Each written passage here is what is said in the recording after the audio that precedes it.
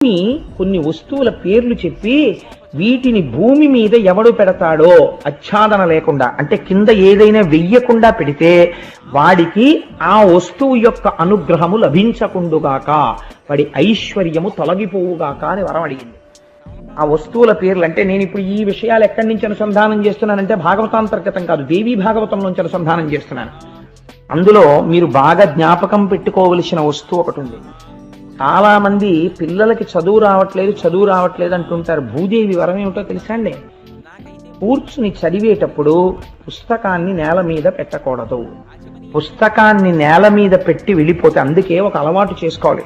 ఏదో ఒక ప్లాంక్ లాంటిది వేసుకుని చదువుకుంటూ గభాలను లేవవలసి వస్తే ప్లాంక్ తో పాటు కింద పెట్టాలి తప్ప పుస్తకాన్ని కింద పెట్టేసే అలవాటు అయిందనుకోండి, వాళ్ళ యందు బుద్ధి శక్తి ప్రచోదనం అవ్వదు.